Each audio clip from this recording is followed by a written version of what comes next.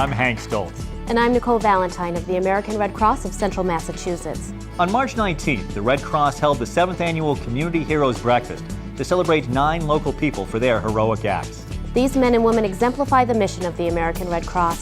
The past year has seen significant local disasters, and we were there for all of them. Now we need your help. Please consider a donation of time, money, or blood to help ensure your Red Cross will always be there. Visit redcrossworcester.org for more information. Our first hero is Dr. Paul Hart. Dr. Hart, along with Reverend C. Barry Wood and other members of the Epworth United Methodist Church, began a free medical program that answers the needs of patients in the greater Worcester area. In addition, Dr. Hart travels to underdeveloped countries on medical missions. Let's take a look at Dr. Paul Hart, a community hero.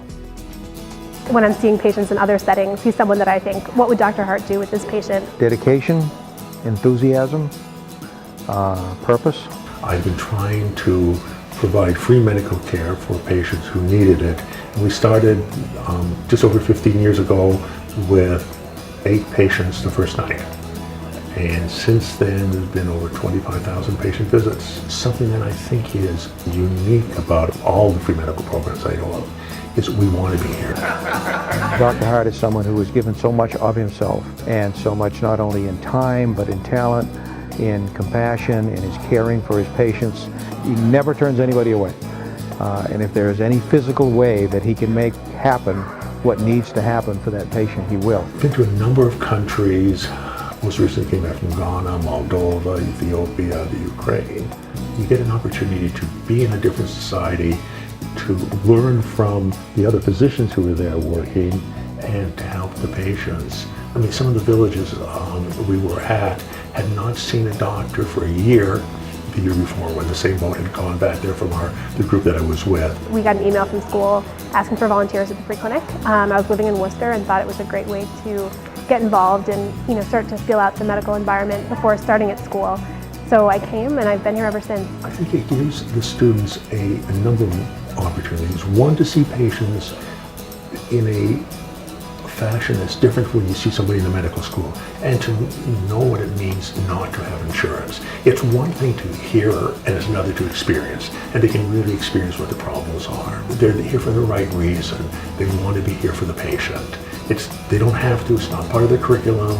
It's something that they do spontaneously. And I think they are all going to make phenomenal doctors. I've seen some people who come in that, there's situations that break your heart. There are people who are working their day-to-day job, 20 hours a day sometimes, and can't pay their mortgage, pay for food, and pay for insurance. So those are the people that we're here for. Both the Red Cross volunteer work I do and the work I do here are very similar to me in a lot of ways, because you're dealing with people in a crisis situation, and to see Dr. Hart being recognized by another organization that I really respect and value it's just great for me, and I think it's great for him and for the clinic as well, because I think getting the word out about the clinic to as many people as possible can only be a good thing. I was just looking at a book recently about purpose in life, and for me this is part of my life's purpose. So it's not being a hero, it's what I have to do. We all have to do certain things to derive value and meaning in our life. And this is, for me, how I've defined it. And I'm not doing this alone. I mean, I've been singled out and I shouldn't be. If it wasn't for Reverend Wood, if it wasn't for Jen, if it wasn't for these other folks, this program wouldn't function. He really cares about his patients, and you can see that in every interaction he has.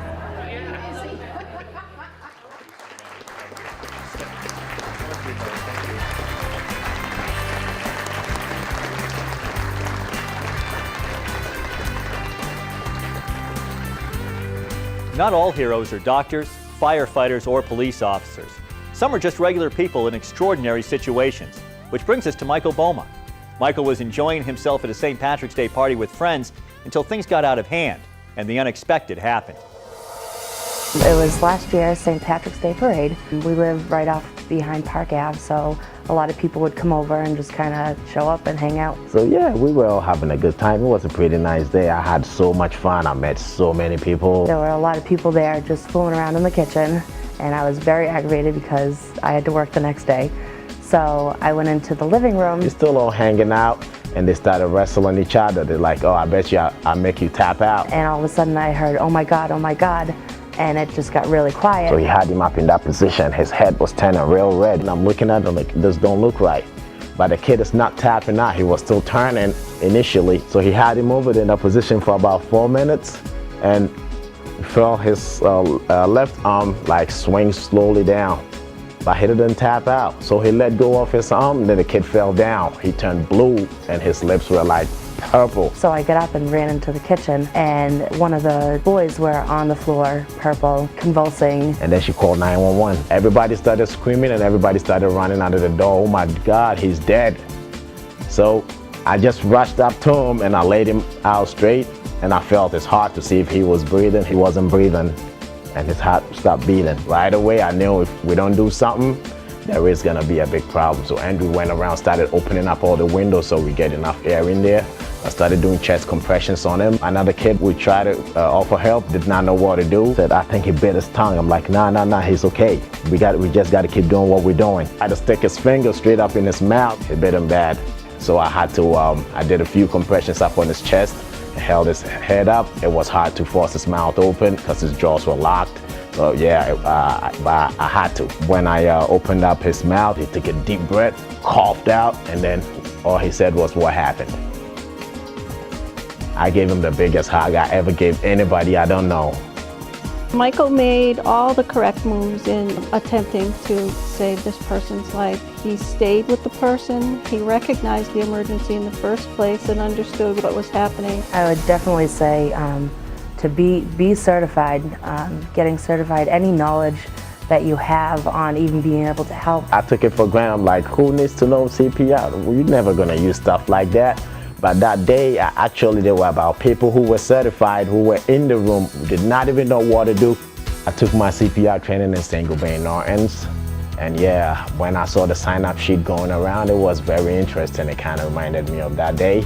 So I'm like, I went around telling people, hey, we're getting CPR training. Like, what's CPR training? Oh, like, listen, you ever heard my CPR story? You will go take that, because you don't know.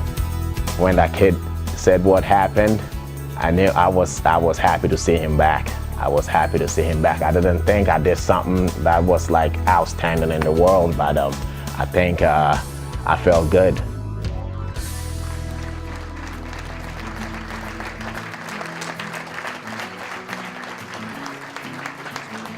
We just saw Michael Boma react to an emergency situation. Before that, Dr. Hart providing free medical care. The next two heroes perform both.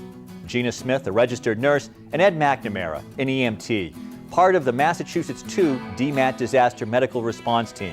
The two travel around the country with the team to assist in our nation's worst disasters. Here is their story.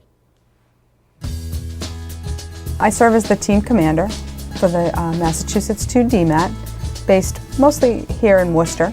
We have approximately 160 team members who range from nurses, physicians, paramedics, pharmacists. We have some logistics personnel and some communication personnel that are all members with the team and make themselves available to deploy during a federally declared disaster. We have a federal cache, as we call it, of equipment that allows us to be able to travel out to the scenes with our own tentage, our own medical equipment, so that we not only can treat patients in the tents, we can live out of the tents and be self-sufficient. Originally I started with DMAT after 9/11. Prior to that I served in the Army National Guard. I think Katrina probably hit most of us, one of the hardest ones, because as you went through we had people actually lying on the floor in the terminal, and they're maybe a foot apart. We divided them up among those that did not have any injury, to those that had serious injuries, to those that may or may not make it. This year we actually deployed for 2 hurricanes. The first one was Hurricane Gustav. Our mission was interesting. We moved to actually 2 different airports and evacuated several hospitals in the area. We moved probably around 500 patients out of that area prior to that storm actually hitting. And I think timing-wise it was perfect, because we got out of the airport that I was assigned to just as the winds came in. I'm not even sure all the aircraft were able to leave.